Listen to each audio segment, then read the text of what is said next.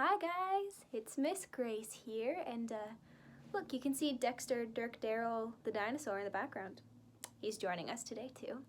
So we're going to read a new story today, another one of my favorites. If you couldn't tell, I love reading. I think reading's very important, and if you have time, you should definitely read, because reading is kind of like dance for our body. Reading is like exercise for your brain, and dance is exercise for your body. So they're both really important.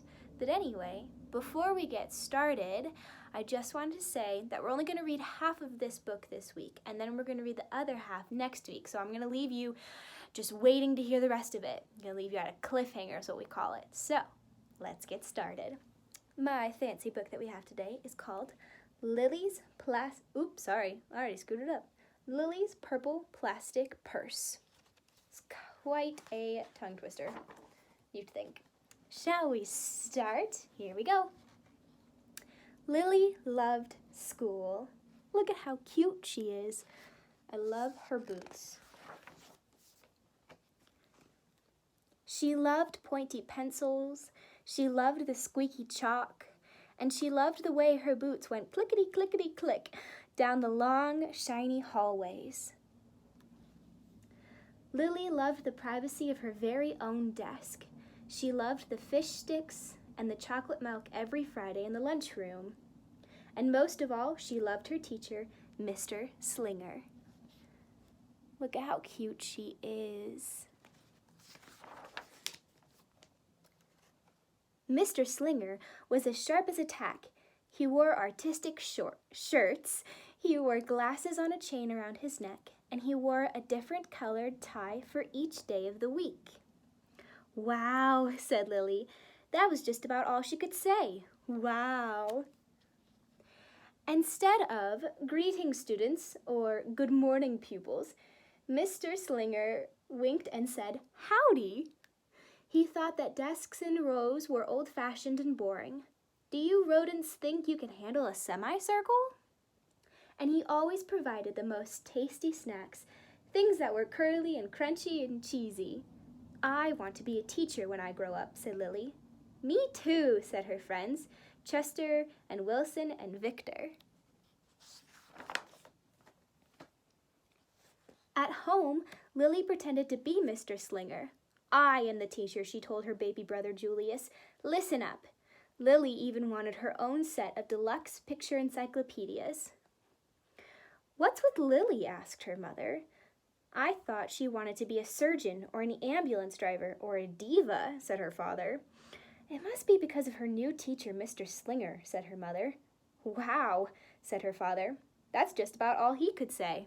Wow. Whenever the students had free time, they were permitted to go to the light bulb lab in the back of the classroom. They expressed their ideas creatively through drawing and writing. Lily went often. She had a lot of ideas. She drew pictures of Mr. Slinger, and she wrote stories about him too. During sharing time, Lily showed her creations to the entire class. Wow, said Mr. Slinger. That's just about all he could say. Wow. Look at her fun drawing that she made of Mr. Slinger. Very cute. When Mr. Slinger had bus duty, Lily stood in line, even though she didn't ride the bus. Lily raised her hand more than anyone else in class, even if she didn't know the answer, and she volunteered to stay after school to clap erasers. I want to be a teacher when I grow up, said Lily. Excellent choice, said Mr. Slinger. One Monday morning, Lily came to school especially happy. She had gone shopping with her granny over the weekend. Lily had a new pair of movie star sunglasses, complete with glittery diamonds and a chain like Mr. Slinger's. She had 3 shiny quarters, and best of all, she had a brand new purple plastic purse that played a jaunty tune when it was opened. Look at her fancy purse and her glasses. Lily wanted to show everyone. Not now, said Mr. Slinger. Listen to our story. Lily had a hard time listening. Lily really wanted to show everyone. Not now, said Mr. Slinger.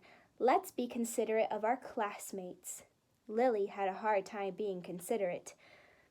Lily really wanted to show everybody. "Not now," said Mr. Slinger. "Wait until recess or sharing time." But Lily could not wait. The glasses were so glittery, the quarters were so shiny, and the purse played such nice music, not to mention how excellent it was for storing school supplies. "Look," Lily whispered fiercely. "Look, everyone. Look what I've got." Everyone looked, including Mr. Slinger. He was not amused.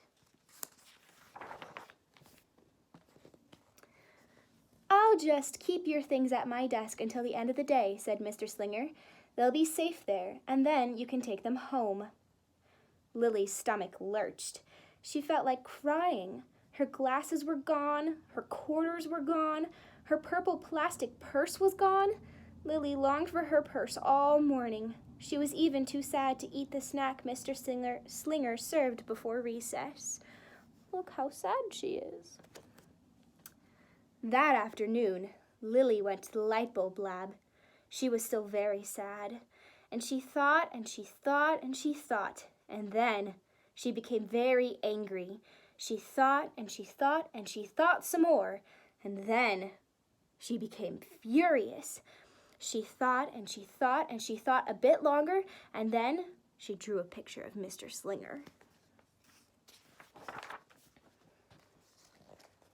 Oh, that is not a nice picture. Right before the last bell rang, Lily sneaked the drawing into Mr. Slinger's book bag. How mean! When all the students were buttoned and zipped and snapped and tied and ready to go home, Mr. Slinger strolled over to Lily and gave her purple plastic purse back. "It's a beautiful purse," said Mr. Slinger. "Your quarters are nice and jingly, and those glasses are absolutely fabulous. You may bring them back to school as long as you don't disturb the rest of the class." "I do not want to be a teacher when I grow up," said Lily as she marched out of the classroom. And that, my friends, is where we're going to stop. You'll have to wait and see for next week where Lily decides if she wants to be a teacher or not. So I hope you enjoyed the beginning of this book. I can't wait to start next week. And I hope you all are staying safe and healthy, and we'll see you in the next video. Bye, guys.